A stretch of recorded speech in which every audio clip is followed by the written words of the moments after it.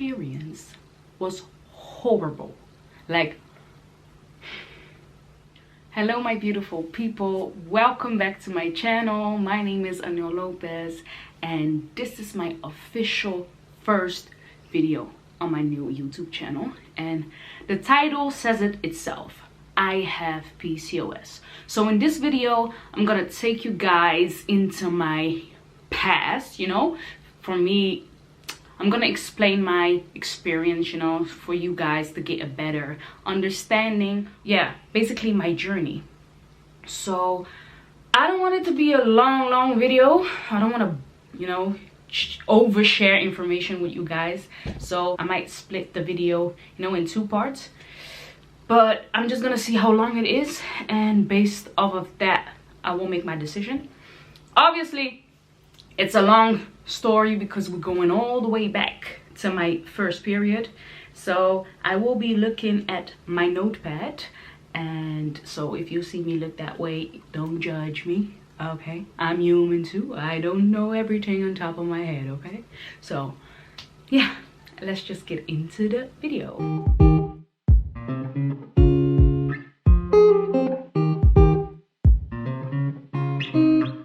So age 14. I had my first period when I was 14 years old, and I immediately noticed that my period was irregular.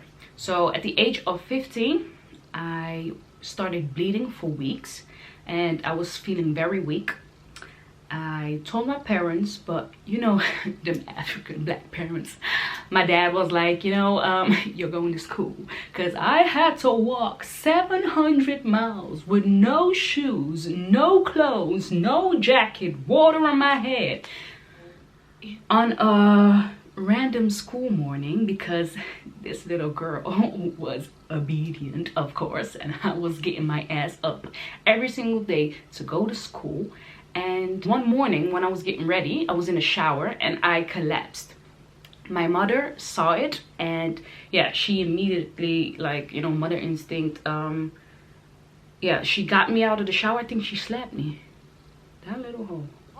You know, when somebody, you know, faints, they just slap them to wake them up. But that's another story. Okay, she obviously, my mom panicked.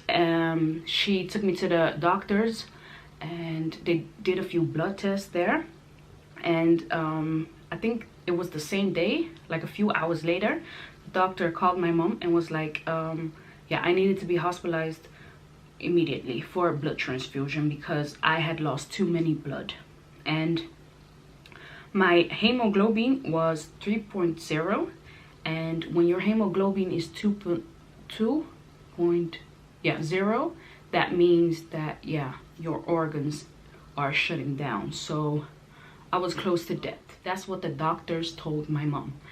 And yeah, obviously in the hospital, they gave me a blood transfusion. I stayed there for a week, and they did some, yeah, I would say some research, but couldn't really find any fibroids or cysts. So they basically just said to me that I needed to start taking birth control. And you know, my parents being immigrants, obedient to the system and doctors, because they believe, you know, Europe is like, you know, this big whole thing with better education, better healthcare and stuff like that. So they didn't question anything. Yeah, basically I had to take birth control at the age of 15. So I was taking birth control from the age of 15 to 19, and my experience was horrible. Like, I gained like 20 kilos in 1 year, and I think a total of 30 kilos from the age of 15 to 19. Yeah, 30 kilos. Okay, so I suffered from depression from the age of 16 till 19, and I just remember, like, I didn't want to go outside. I always wanted to stay in. I didn't really have friends, and I used to sit in my room for days, even in a weekend, from Friday till Sunday in my room, like in the dark. I remember that my brother used to call me cave girl. Yeah, He called me cave girl. Damn motherfucker. But yeah, that's how bad it was. I was experiencing heavy mood swings. I had bloated feelings. I had migraines. What else? Yeast infections. So my birth control experience was not so great. So I had to take the heaviest one. I think you have like the 50 milligram, you have 20 milligram, you have 30 milligram, and you have 50 milligram. The light versions of birth control wasn't helping me because my period would still come through, through them all. So they gave me the 50 milligram one. So that one was the heavy one. So heavy means extra side effects, right? Okay. Birth control actually did the opposite for me because I wasn't seeing my period at all. The doctors promised me that, you know, I would see my period on a regular, but they lied. So at the age of 19, I stopped taking birth control and I started losing weight. I think in the first 6 to 8 months, I lost like 10 kilos and I was just feeling more happier. I was going outside, you know, trying to live my best life.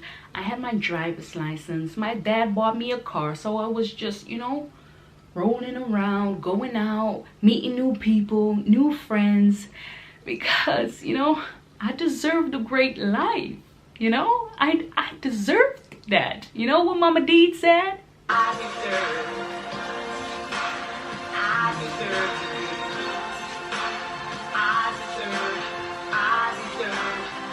I did go a few years without seeing my period when I stopped taking birth control, and I think that that's a common thing for a lot of women when they stop taking birth control.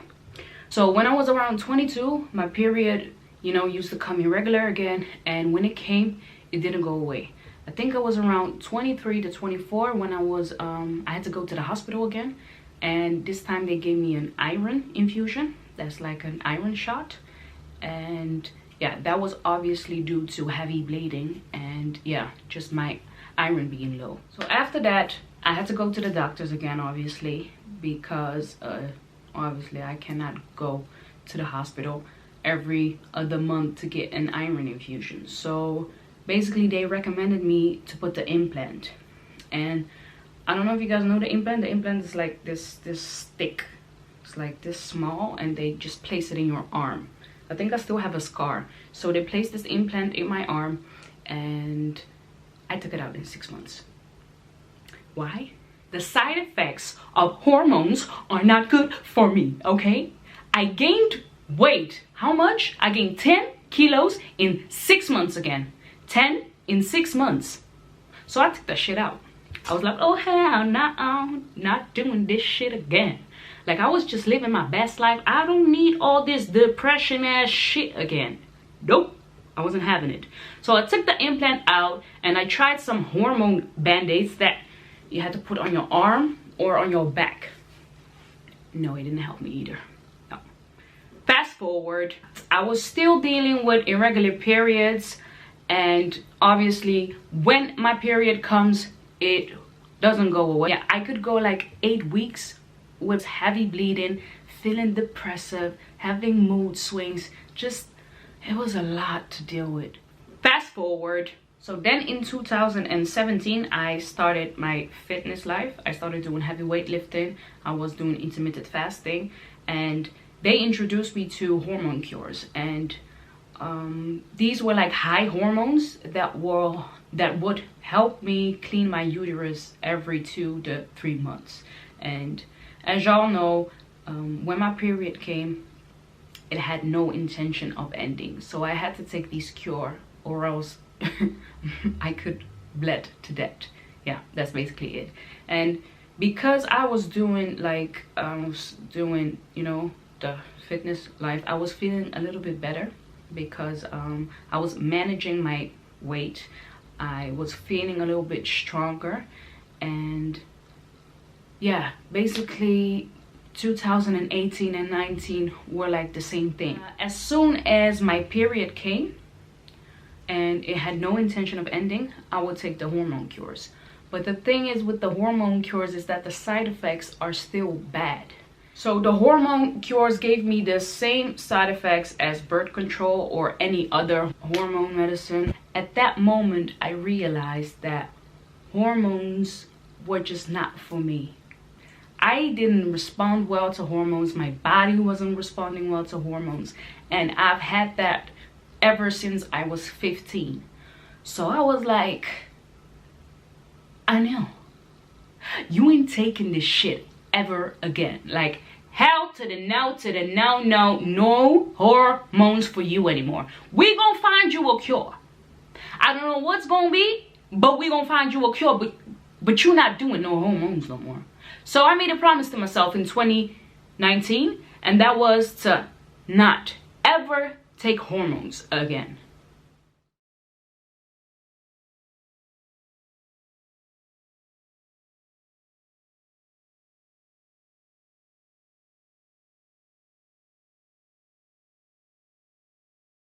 Okay.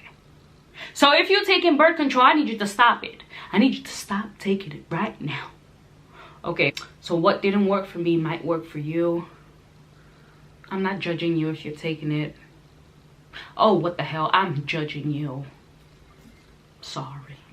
So in 2019, I fully stopped taking, hormones. And in 2020, I was rushed to the hospital because I had collapsed due to this undescribable pain that I was feeling in my underbelly.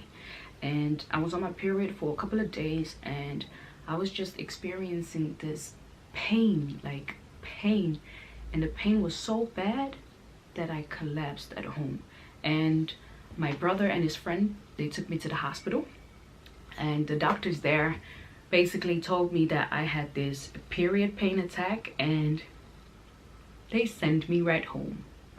They told me to, make an appointment at the gynecologist department, and that was basically it. So I think the following week I went to the hospital, and that's when I first got my diagnosis. And basically what they saw were two things. They did an ultrasound, and they saw these like follicles on my eggs. The second sign is that I had irregular to no periods at all. So if you have 2 out of 3, you have PCOS. So you guys are probably wondering, like, why now? Like, wasn't I having this problem when I was 15 years old? Exactly. I asked them that. I was like, I've been having this problem for years now. How come you guys are telling me now that I have PCOS? Why not all the other times that I went to the hospital? He didn't even really have an explanation for it. So they basically told me 2 things. They recommended me birth control again, and told me that if I wanted to have kids, that I can come back. So that was also another thing, is that they told me that yeah, I have fertility issues and I might not be able to have kids on my own. So I felt quite devastating leaving that appointment, and I might talk so lightly about it, and that's because I'm used to laughing at my pain, but it was kind of hard to hear that, because obviously I'm a very control freak. I like to be in control, and for me not to be in control of my body and hearing that I cannot have kids on my own, yeah, that was a hard pill to swallow. But moving forward, I did not want to accept it, because I didn't want to label myself. I didn't want to give myself a stamp like you have PCOS, because as soon as you accept a diagnosis or a disorder, I believe that your body is gonna respond to it and act towards the disease, the disorder, or anything. So I was like, yo, I don't have PCOS. What the fuck are you talking about? I don't have it. I don't have it. I was like, and I went for a second opinion at a different hospital, and they told me the same. And I asked them the same question, like, I've been having these problems for years, why now? And you know what he told me? Because I gained weight, that's why I have it.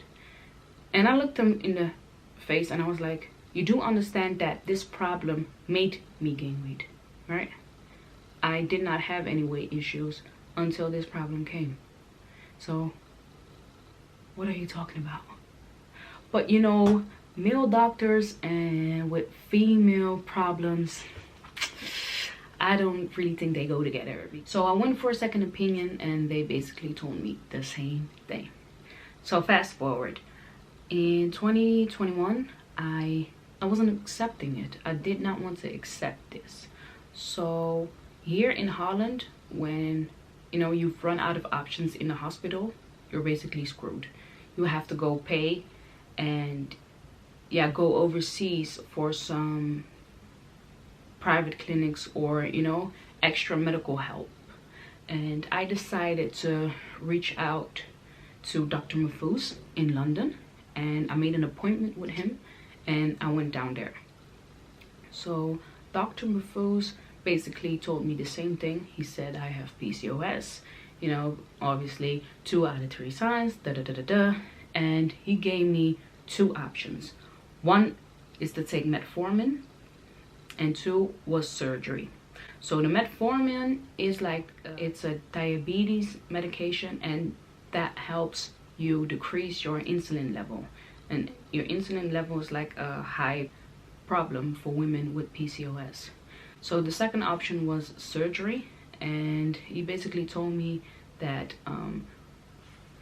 women with PCOS have like these sacs on their eggs, follicles. He calls it the orange skin, and what he could do in the surgery is like create holes in the orange skin for the eggs, you know, to float and do the ovulation.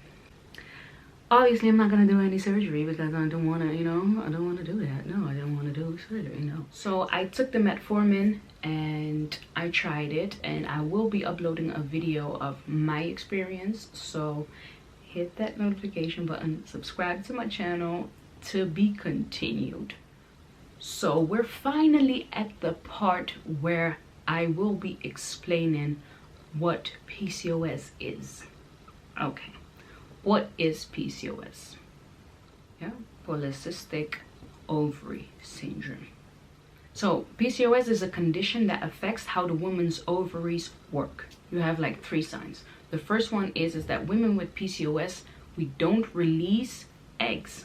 Our ovaries don't release eggs on a regular. So that means no ovulation, which means irregular periods or no periods at all.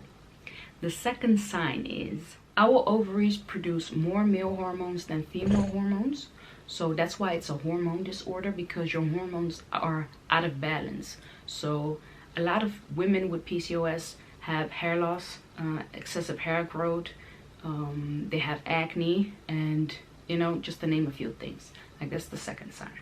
And the third one is the follicles, like these fluid sacs on your eggs. Women with PCOS have like all these eggs that are shaped in the same size.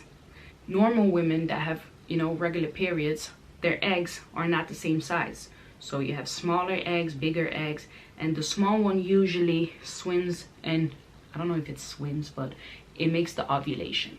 Women with PCOS, they don't have like eggs that gets released because they're all big, and they have these follicles on top of it, which makes it, you know, harder for the egg to release. So that's like a third sign. They say that if you have 2 out of 3, you have PCOS.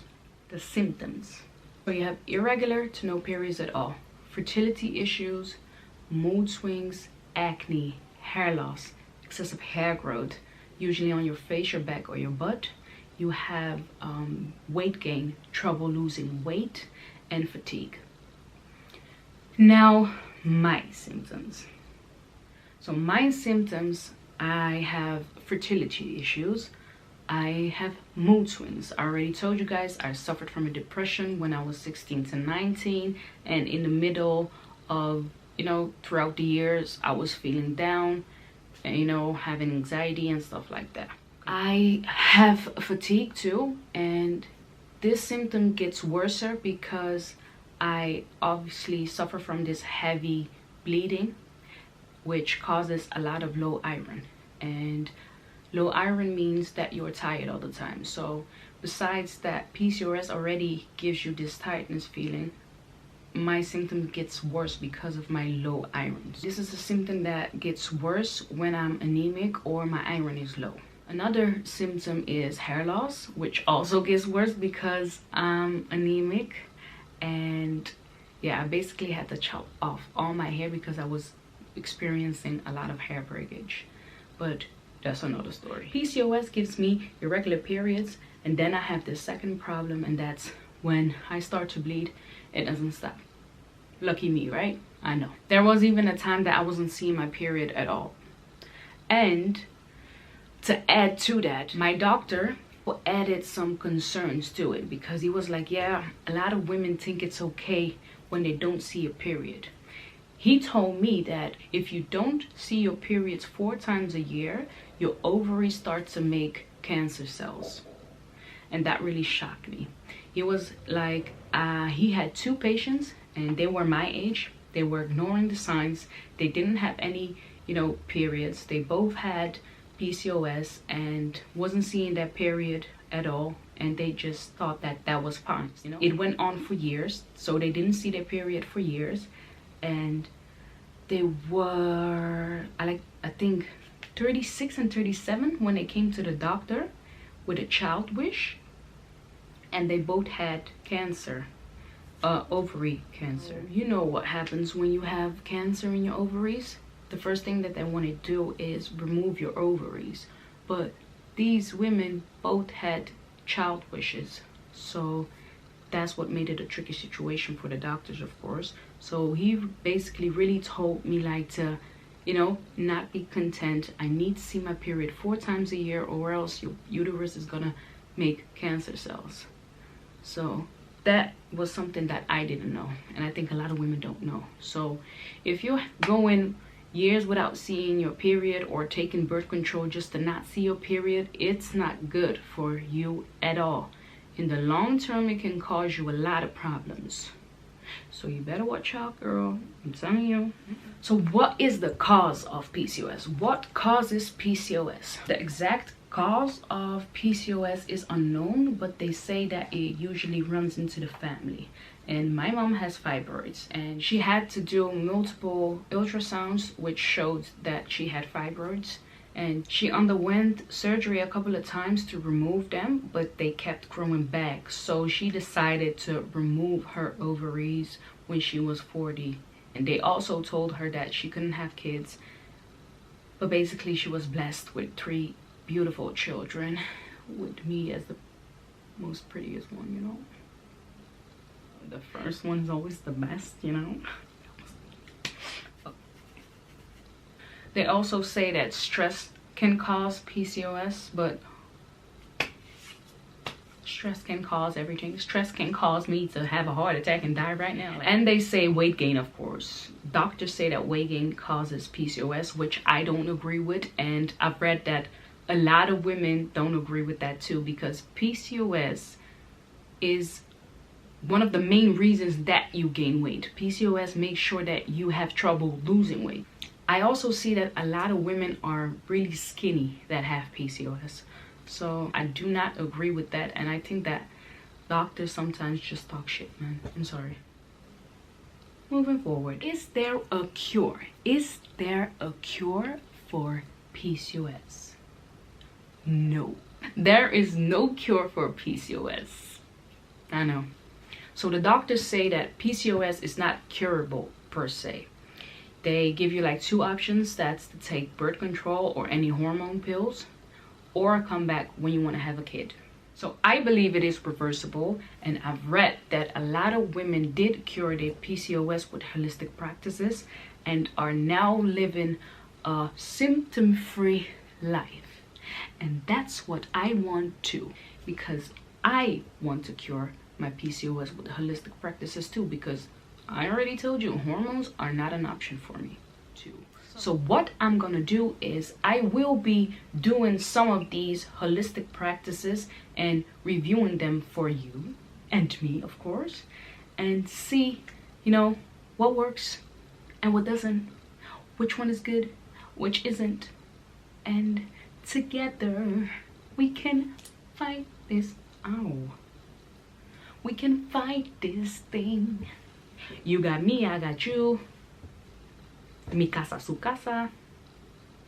Mi YouTube channel is su casa. I hope this wasn't long. I hope this wasn't boring. Like, I tried my best, you know, to add a little bit of spicy flavor in it, but it's quite serious topic. So thank you for watching this video.